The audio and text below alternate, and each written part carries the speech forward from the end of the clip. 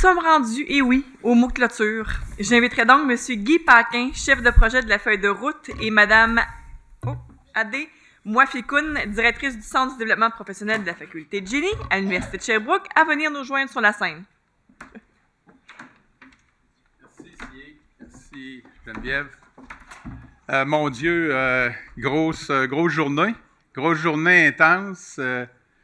Beaucoup de présentations. Toutes intéressantes. J'ai pris un paquet de notes. Puis, on a 10 minutes pour parler. Je pensais qu'on avait une demi-heure. Dans le fond, il y a eu un paquet de monde qui ont passé, là, puis on a fait de la place dans cette journée aux 8 donneurs d'ouvrages publics qui étaient impliqués, ainsi que les collaborateurs là, de ces donneurs d'ouvrages publics. Alors, je me suis fait plusieurs notes là, pour rien oublier. Ces 8 donneurs d'ouvrages-là, je dois dire qu'il y a une question qui demandait c'est quoi l'avantage. C'est que dans le fond, on découvre à chaque jour, à chaque semaine, qu'est-ce qu'un des donneurs d'ouvrages publics fait par rapport à un autre. Comme qu'est-ce qu'on vient de vous montrer au niveau du Parc olympique, c'est un volet. La Ville de Montréal avec le BIMRU, la Ville de Québec avec les projets de 1 million et plus.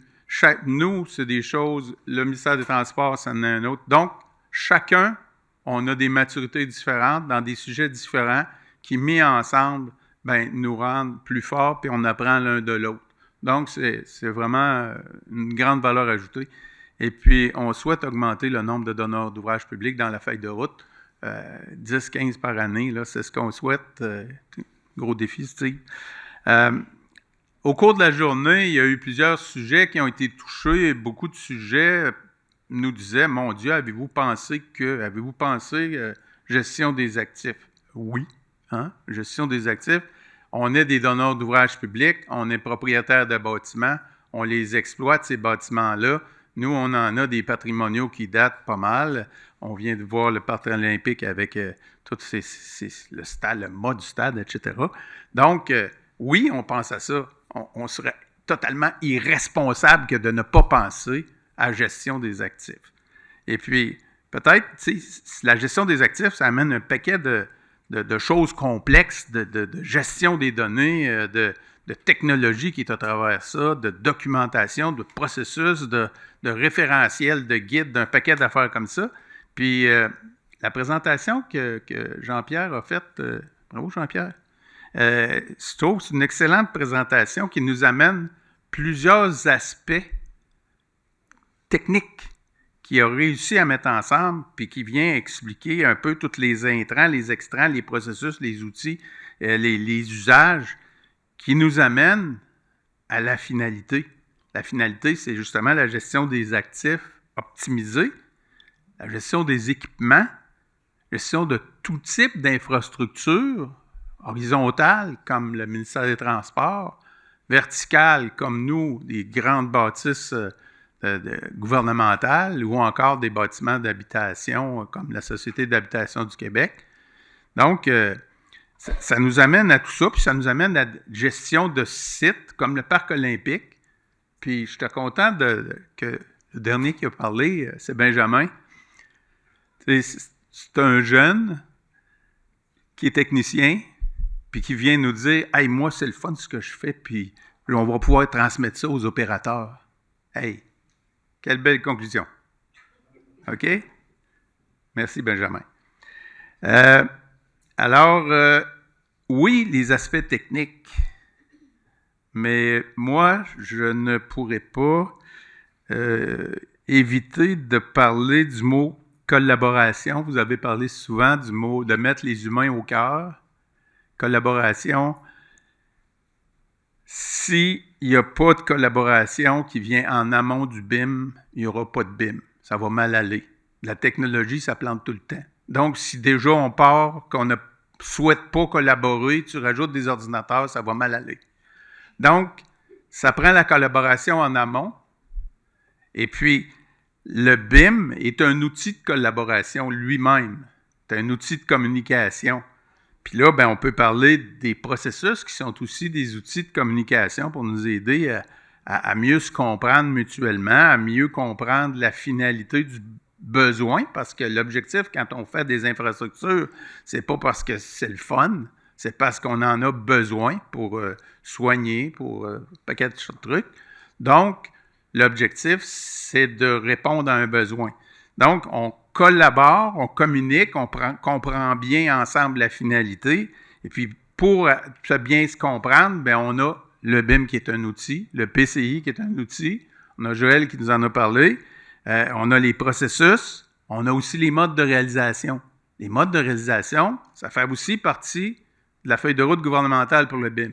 Donc, dans les modes de réalisation, on a des modes collaboratifs, la réalisation de projets intégrés, RPI. Si c'est pour répéter RPI. Et puis, on a aussi le mode conception-construction progressive, CCP. Donc, on développe ça chez nous. On développe ça parce qu'on a commencé, ça fait un bout de temps, parce que, par exemple, la feuille de route BIM à la SQ, on l'a commencé en 2016. On n'est pas plus fin que les 7 autres donneurs d'ouvrages publics qui sont avec nous. On a juste commencé avant. Donc, c'est la même affaire avec les modes collaboratifs. Donc, tout ça, ben, c'est l'humain qui est au cœur. Collaboration, c'est un buzzword. Tout le monde utilise ça. Essayez de faire un bip, bip, bip, je ne sais pas, de cocher sa feuille, combien de fois dans n'importe quelle conversation, tout le monde parle de collaboration. Mais il y a un paquet de monde qui parle de collaboration, je pense sans savoir de quoi ils parlent. Ils parlent de bonne foi, mais la collaboration, dans la façon que je la définis, ben, pour avoir de la collaboration, ça prend de la confiance. Et puis ça, c'est dans les projets, mais c'est aussi dans nos relations personnelles. Donc, ça prend de la confiance. Et pour amener la confiance, ça prend de la transparence. Donc, ce qu'on est en train de faire, c'est une transformation de l'industrie de la construction, passer d'une industrie qui est en confrontation à une industrie qui est en collaboration. Alors, transparence, si la transparence n'est pas là, pensez personnellement à qui que ce soit dans vos relations personnelles ou autres. Quelqu'un qui a un double agenda, est-ce que vous allez y faire confiance? Si vous ne lui faites pas confiance, vous ne collaborerez pas ou vous allez collaborer du bout des lèvres. Alors, l'aspect humain, c'est ça. Donc, il y a la technologie, mais l'aspect humain. Alors, je suis un petit peu émotif. C'est ma dernière intervention à titre de chef de projet de la feuille de route.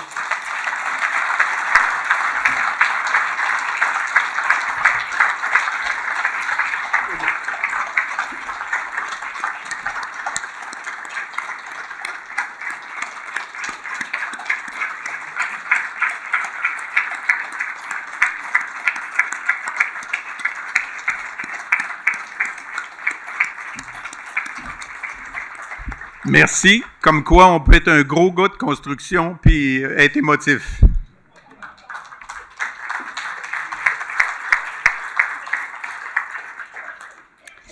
Bonsoir à tous. Notre journée se termine. Donc, moi, je retiens collaboration, se faire confiance.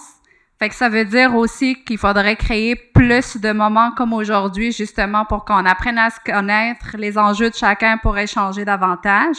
Donc, j'ai passé une excellente journée un petit peu avec vous tous. Merci à tout le monde. Merci à tous les représentants des donneurs d'ouvrages publics qui étaient présents, plus spécifiquement à la Société québécoise des infrastructures. Je souhaite une bonne retraite à M. Paquin. Et puis, je tiens à remercier personnellement nos 2 animateurs de la journée, donc Geneviève Soulière ainsi Olivier Combry. Merci beaucoup.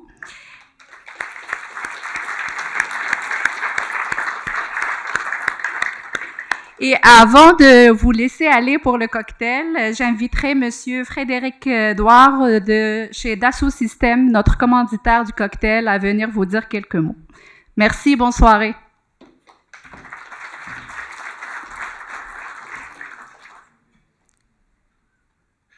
Je vais dire bonsoir. Oups, c'est pas la bonne présentation.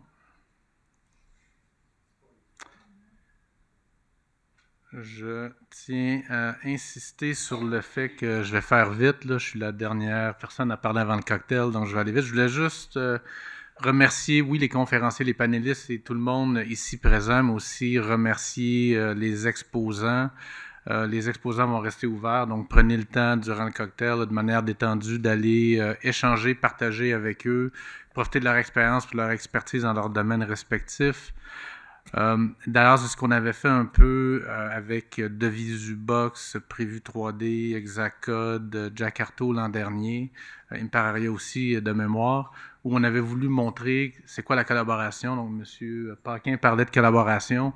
Donc, on a pris tous les joueurs locaux puis on a essayé de démontrer comment une plateforme de collaboration peut s'orchestrer sur toute la chaîne de valeur complète.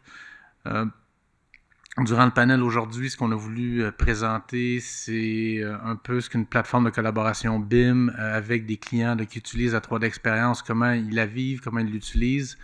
On va avoir l'opportunité le 27 novembre à BIM Québec d'aller dans le détail, de prendre 30 minutes pour présenter c'est quoi une plateforme de collaboration BIM sur un cas client de WSP. Donc, je vous encourage à venir nous voir. Puis aussi, ce qu'on a réussi à accomplir dans la dernière année avec plusieurs villes, Fredericton, Moncton, Drummondville, Dieppe, la zone d'innovation de la vallée de la transition énergétique, c'est le concept de jumeaux virtuels, mais comment on peut mieux maîtriser des projets, mais aussi mieux maîtriser un territoire, qui est une multitude de projets, parce qu'un projet se réalise toujours au sein d'un territoire.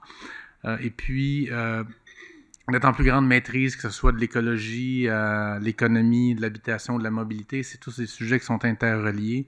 Ce qu'on a pu voir et démontrer avec eux, c'est qu'avec le concept de données BIM et de jumeaux virtuels, on est capable d'aller simuler puis optimiser tous les aspects de la vie urbaine. Puis c'est une complexité significative dans la mesure où il y a plusieurs parties prenantes qui sont impliquées dans tous ces projets-là. Donc, pour conclure, juste avant le cocktail, de nouveau, profitez du moment pour échanger avec nos exposants, avec toute la communauté BIM du Québec. Puis je vous souhaite une bonne soirée. Merci, merci. Merci beaucoup. Mais il ne nous reste plus que justement vous inviter au cocktail et au réseautage. Si vous n'avez pas eu la chance encore de collaborer, disons de discuter entre vous, ce serait le moment. Mais bien avant, vous allez recevoir la semaine prochaine un sondage par courriel. Ce serait grandement apprécié de le compléter afin de nous aider à nous améliorer pour les prochaines éditions. Mais juste une petite information, là, ça fait quand même 4 ans, Guy m'a recruté et à l'entrevue, j'ai dit à Guy, écoute, mais à chaque fois, on avait quand même des statutaires, il m'a dit, pour mesurer, ok, est-ce que j'étais toujours à l'aise dans mon travail, est-ce que j'allais partir, c'est normal. Mais à chaque fois, je lui dis, Guy, je te laisse pas. Guy, je t'accompagne jusqu'à la sortie, disons, de ta carrière. Et Guy, je suis là aujourd'hui et je te remercie. Merci beaucoup pour ce que tu fais pour l'industrie de la construction au Québec. Allez, bonne soirée. Mais avant de sortir, on va prendre une photo, tout le monde, tous ensemble avec Guy, pour effectivement immortaliser ce moment-là, parce que c'est sa dernière conférence de toute sa carrière, dans le cadre surtout de la feuille de route. Donc, merci. Donc, Guy, tu vas rester au milieu, tout le monde en vient, et on va prendre la photo avec Guy.